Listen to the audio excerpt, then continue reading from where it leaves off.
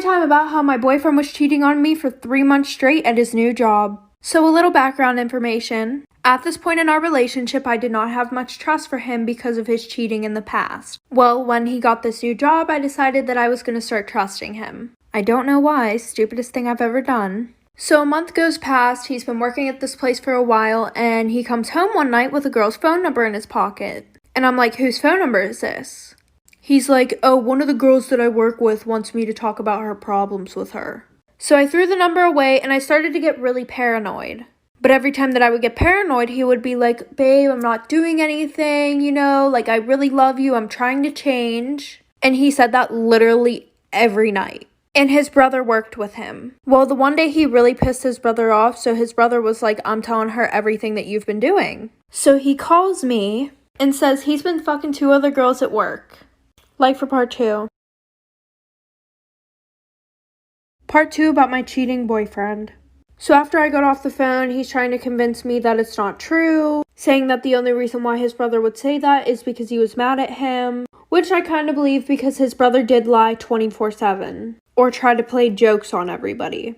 So I ended up believing my boyfriend, and to put the icing on top of the cake, I believed him even more because his brother texted me saying that it wasn't true. So a few months go by and he quits that job. And at this time, him and I were really on and off because I didn't like the way that I was being treated. While being broken up for a few days, I got the app Tinder. And I guess the day after I got my Tinder, his friend showed him the app and he got it too. And the first person that he saw whenever he logged on to the app was me. So he texted me saying, you're a whore and I'm so happy I cheated on you with that girl. And that really broke my heart, because every night he would come home telling me he loved me after he did whatever with those girls. And anytime I got paranoid about him cheating, he would comfort me. Story time about how I hooked up with a guy in my science teacher's closet. So my whole grade went on this field trip, and everybody was dressing super nice, wearing a dress. And I wore a dress that day, even though I was more of a leggings and t-shirt kind of gal. And I wore spandex under because I hated not being able to move around. Well, after our field trip, everybody's jumping around on the bus, I don't care what I'm doing because I have shorts on under my dress. And after school that day, I get a text from one of the popular boys. And he goes, I'm really physically attracted to you. And I was like, oh, same, period. And he was like, wanna hook up tomorrow? And I was like, during school? He goes, yeah, I have a place where we can hook up. And I wasn't really experienced with boys. So I was like, fuck it, if I'm gonna experiment, it's gonna be with you. Cause he was really hot. So the next day I meet him during lunch, and he takes me to this one spot, but we couldn't hook up there because it wasn't blocked off like it usually is. So we go to my science teacher's room, and right after we hook up, our science teacher walks in. Story time about how my boyfriend and I got robbed for over $3,000. And I know someone's about to be like, $3,000 isn't even a lot of money. We were both teenagers and both saved up a year's worth of paychecks for this, so it was a lot of money to us. So my boyfriend and I were looking for a car that we could use for about a year or so, and we found this one guy on Facebook.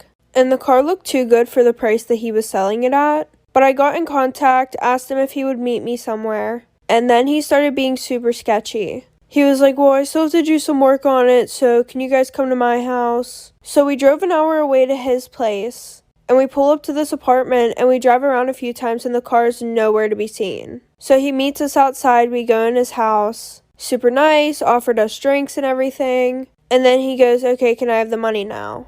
And we're like, well, we want to see the car. And he goes, you guys can see the car after you give me the money. I just don't want to get robbed. So we give him the money and he goes to the back to count it. For part 2.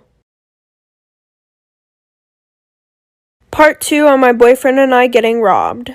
So like I said, we gave him the money and he said he had to go to the back to count it. So I look over at my boyfriend and he's shaking his head because we already knew what was going on at this point.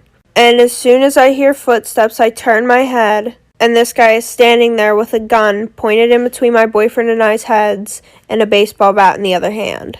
And then he goes, okay, you guys can get the fuck out of my house now. Before we leave his house, my boyfriend's like, bro, can I at least get the money back? And of course the guy says no. So then I called the cops, and my boyfriend didn't want me to call the cops because he was like, I want to handle it my own way. But I didn't care, that was money that we worked hard for, so I got on the phone with the police, we went down to the police station, we made our statements and everything like that, and then we go back I think a week later, and they show us a picture and they're like, oh, is this him? Well, apparently this guy had a lot of gun charges and everything like that. So he went to jail and had to do community service, like for part 3. Part 3 on my boyfriend and I getting robbed. So like I said, they said that he had a lot of gun charges, and so he went to jail. And I think he was only in there for 6 months because apparently he was only a teenager.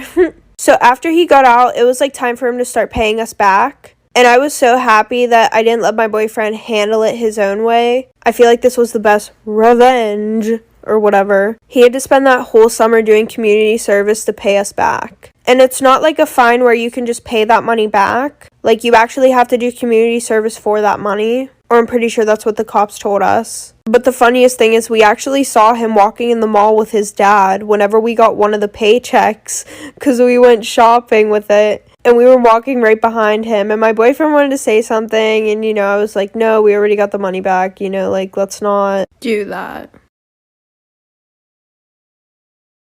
Story time about me being the toxic best friend. So my best friend was dating this guy for about 1.5 years. And for the past 6 or 7 months, she would say that she wasn't happy, she didn't like how she was being treated, but she couldn't leave him.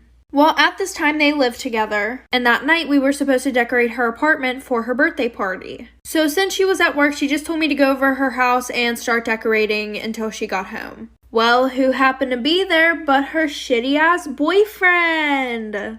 And him and I didn't really get along. Well, him and I were setting up and he was being super nice. Like, overly nice. Which really weirded me out. Well, later on after the party, my best friend was hammered, so we both put her to bed and started cleaning up. And we were both drunk and started flirting with each other. And then one thing led to another. And I did it with my best friend's boyfriend in her house. So for the next 3 months, we have like this secret relationship, like for part 2.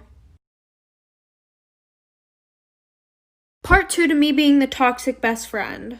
So like I said, him and I had this secret relationship for like 3 months straight. And I would always just go over to my best friend's house while she was working and see him then. Well, the one day she came home early from work. And she walked in on her boyfriend and I in her bed. So after that, she finally got the courage to leave her boyfriend. And now she's happily married. So I kind of saw it as I pushed her to do something that she knew she would never do. And after having my number blocked for like 3 years, she texts me and she says, I wanted to thank you for what you did. You showed me that I could leave my boyfriend and that you were actually just a terrible friend. But now I'm happy for her. She's living the best life that she can live, and I'm still with her ex-boyfriend.